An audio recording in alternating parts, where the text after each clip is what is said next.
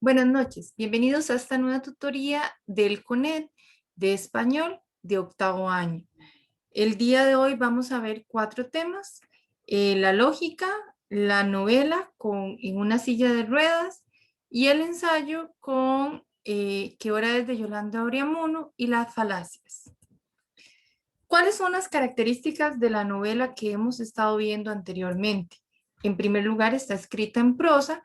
Eso significa que tiene una intención de contarnos o narrarnos una historia.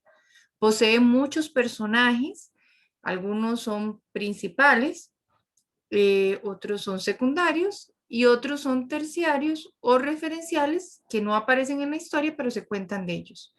Posee muchos espacios, o sea, va a tener espacios psicológicos, físicos, religiosos, económicos, políticos, educativos, y dependiendo de la novela, pues así se van a mover los diferentes espacios o circunstancias en las que se trabaja la novela.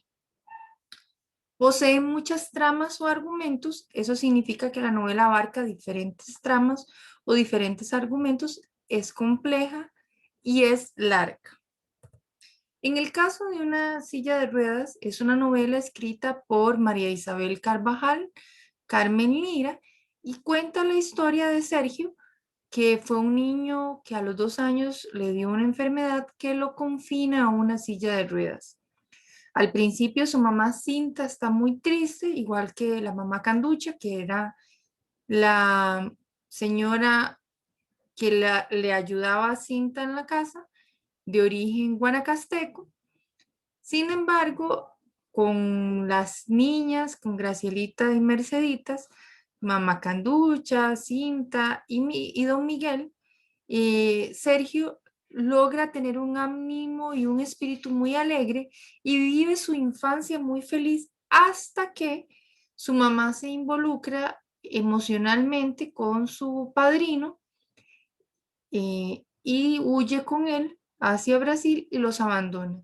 Entonces el padre no sabe qué hacer con sus hijos y los reparte entre orfanatos, tíos, tías, al punto de que Gracielita muere de tristeza. Muchos años después, la Cinta regresa y se da cuenta que Gracielita había muerto de tristeza. Ella regresa con otros 3 niños, producto de su segundo matrimonio, y se da cuenta de que Ana María, que fue una niña que creció con ellos, es la que es la matriarca del hogar, la que ha cuidado de Sergio, la que ha cuidado de todos los demás, y Sergio ha hecho su familia con Ana María, con Miguel y con mamá Canducha. ¿Cuáles son las temáticas presentes? Esto es interesante porque para hacer una obra de principios de 1900 pasa a tener temáticas bastante revolucionarias para el momento. En primer lugar, los derechos de las mujeres de decidir. En ese momento, pues Cinta es retratada casi como una niña que su esposo decide por ella y que a ella la obligan a casarse. Entonces, ese tipo de derecho se pierde completamente. Sin embargo, Ana María llega a empoderarse y empieza a construir una familia que del todo no es suya, porque la única persona biológica que está con ella es su hijo. Se empodera de tal manera que construye una familia alrededor de ella y alrededor de Sergio, y adquiere los derechos, digamos, humanos. El matrimonio, ¿verdad? El concepto del matrimonio, que era casi que porque les tocaba casarse, pues por eso se casaban, básicamente. La infidelidad, en ese momento no se contemplaba siquiera el hecho de la infidelidad femenina, de no ser porque el esposo de Cinta regresó antes de lo planeado de la finca. Cinta lo que esperaba era tener el bebé del padrino de Sergio y decirle al esposo que era un niño recogido y seguir la historia con sus hijos y esa trama de infidelidad. Los derechos de la niñez. En ese entonces estamos hablando de una época en la que socialmente ni en Costa Rica ni en el mundo se reconocían los derechos de la mujer, digo, los derechos de la niñez, y esa está bien plasmado en la obra, en donde Gracielita, Merceditas y Sergio son tomados como elementos del azar que pueden ser que se pueden ser desechados en la sociedad. Y es Miguel el que le enseña a Sergio a tocar el violín, lo que salva a Sergio. Los derechos de la tercera edad, y puse tercera infancia, perdón, de los derechos de las personas mayores, de los adultos mayores, de la tercera edad, que son personas que pasan a ser olvidadas porque parecen ser un estorbo social porque ya no producen. Entonces, estos derechos también son llamados en atención en esta novela. El papel del padre, que hasta hace muy poco en Costa Rica el padre era, hasta hace 20 años, era una figura casi ausente y solo proveedora económicamente. Y esa figura del padre está muy clara en esta obra. La música como elemento redentor de Sergio. Es la música la que lo acerca a Miguel, pero también es la música lo que hace que Sergio logre salir adelante. Y los amigos y la familia como elemento constructor de la base social. ¿Cuáles personajes vamos a tener en esta novela? Bueno, Sergio, que es el personaje principal, Mamá Canducha, que es una negra guanacasteca, que ha perdido a su familia, a sus hijos, y que había sido la niñera de Cinta cuando ella era niña, y que regresa a cuidar de Cinta y sus hijas, porque ella cuida de Cinta también como si fuera una niña, y ella es la que alimenta el fuego del hogar. Tintín o Gracielita, que era una niña muy dulce, con muchos sentimientos y que al final muere de tristeza. El dolor que la embarga en su corazón por el que su mamá se fue, porque la mandaron a un orfanato, porque ya no está con su hermano, hace que muera de tristeza. Merceditas, que es una niña muy amable, pero que también vive todo este dolor. Ana María, que fue una niña que llegó niña a la casa de Cinta a ayudar y que cuando Cinta se va, tiene que reconstruir su vida, queda embarazada siendo madre soltera y a pesar de eso asume a su hijo, asume a Sergio, asume a Merceditas, asume a Mamá Canducha y asume a Miguel y construye una vida a partir de todos estos elementos que estaban lejos de su realidad.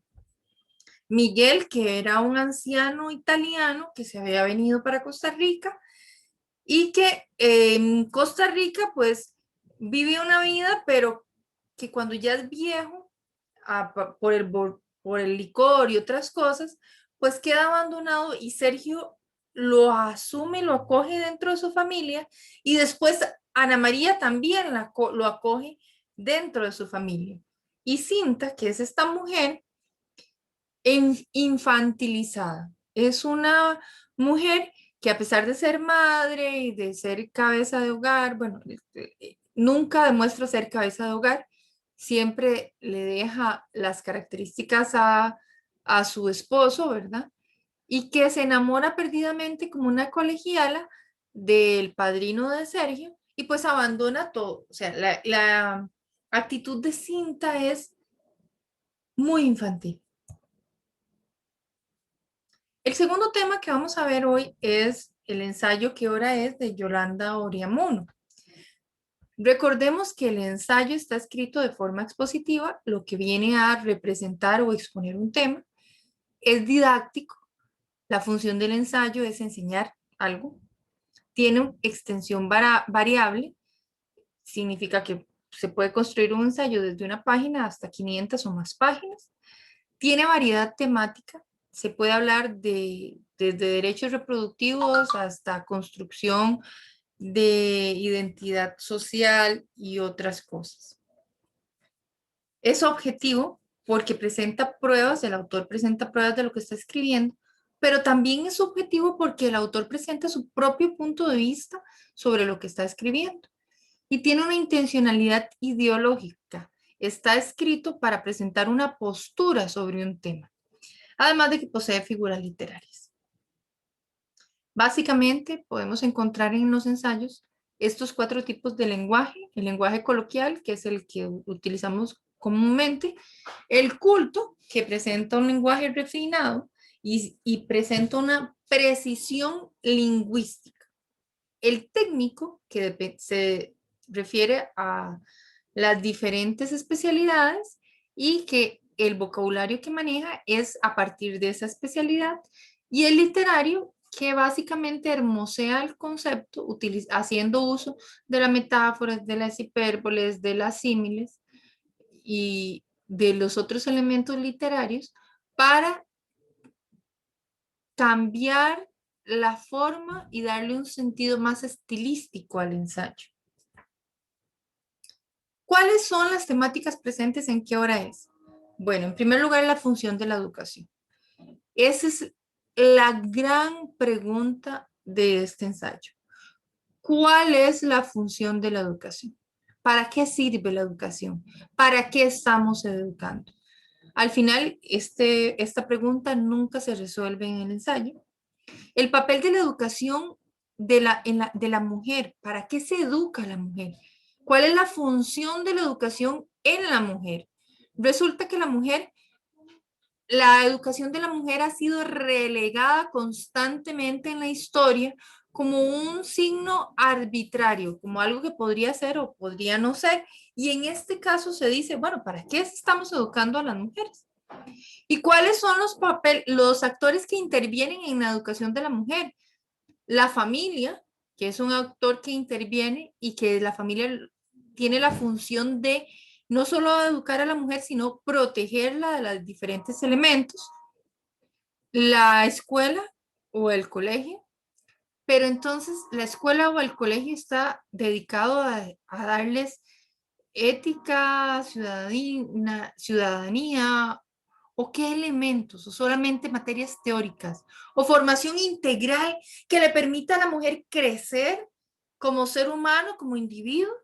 Y finalmente, ¿cuál es el destino de la mujer?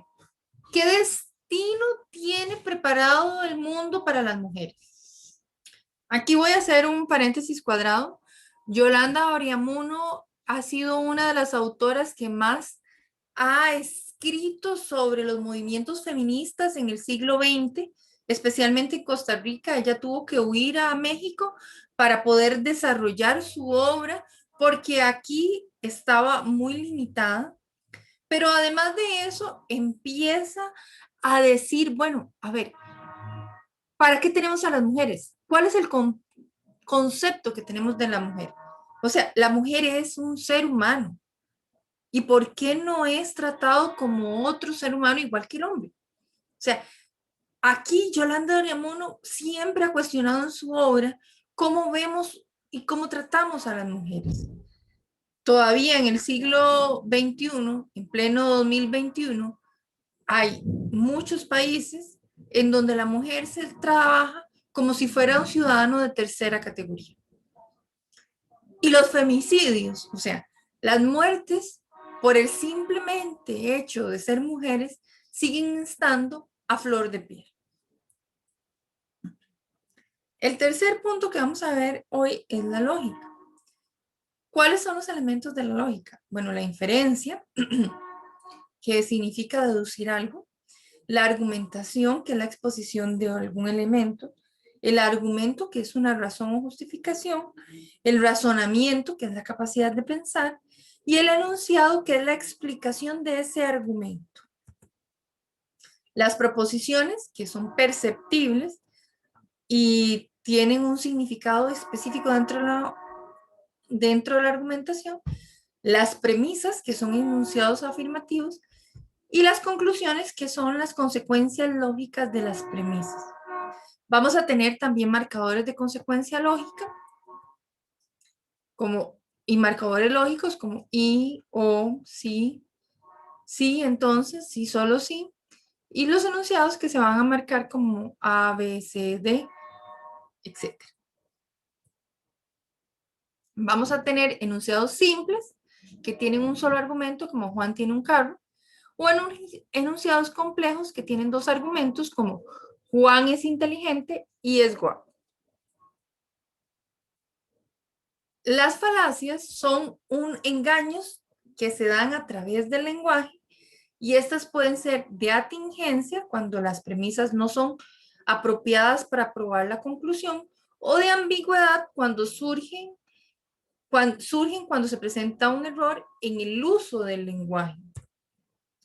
Las falacias de atingencia pueden ser apelación a la ignorancia, cuando algo es verdadero porque no podemos demostrar lo contrario. Por ejemplo, los unicornios existen porque no podemos demostrar que no existen. La apelación a la autoridad, cuando se apela a una figura de la autoridad para validar una conclusión. Por ejemplo, fumar es malo porque dijo la ministra de Salud. El argumento contra el hombre, cuando no se ataca el argumento, sino que se ataca al ser humano. Por ejemplo, decimos, este presidente es malo porque engañó a su esposa. No se está atacando su función presidencial, sino su forma de ser como ser humano. La causa falsa, cuando dos hechos ocurren por casualidad y se toman como si fueran causales. Por ejemplo, está lloviendo y me encontré un billete, por tanto, cuando llueve, me encuentro billetes. El de petición de principio, cuando se asume una verdad a partir de premisas sin explicar nada. Por ejemplo, cuando decimos los perros son buenos para calmar la ansiedad y no decimos nada más. Y la apelación a la misericordia, cuando ponemos ese razonamiento a pedirle a alguien por misericordia. Por ejemplo, profesora, por favor, ayúdeme a pasar el examen porque si no mis papás me van a castigar. Apelación a la fuerza, cuando se impone la fuerza bruta ante una situación. Por ejemplo, si no paso el examen, entonces le quiebro la nariz. Y la conclusión inatinente, que se utiliza mucho en discursos políticos, que es cuando el argumento va dirigido a probar una conclusión que es muy diferente a la verdad. Por ejemplo, no entiendo por qué hacen tanto alboroto si de por sí, por perder unos millones, si de por sí constantemente se pierden billones en el país. Los tipos de falacia de ambigüedad, de equívoco, se dan cuando se utiliza una expresión o premisa para sacar otra conclusión. Este país necesita un milagro. Por lo tanto, vote por milagro. La composición, cuando se afirma algo sobre la totalidad, sin embargo, es solo válido para las partes. Por ejemplo, cada órgano tiene una función específica en el cuerpo humano. Por lo tanto, cada ser humano tiene una función específica en el mundo. Entonces, se está afirmando lo que es para un órgano, que es algo, una parte del ser humano, como si fuera para el todo, que es el ser humano. La división, que es a las partes se le adjudica la capacidad de la totalidad. Como el equipo es un buen equipo, entonces Mario es un buen jugador porque juega en el equipo. Y puede ser que Mario sea el peor jugador de ese equipo. Las proposiciones lógicas. ¿Cuáles son las características de una proposición? Bueno, las oraciones tienen que ser aseverativas. También una proposición puede ser en leyes científicas. Por ejemplo, todo lo que sube tiene que caer. Las fórmulas matemáticas, a más b al a cuadrado más b al cuadrado es igual a más b al cuadrado. Las fórmulas y esquemas lógicos y los enunciados cerrados o claramente definidos. ¿Qué no son preposiciones?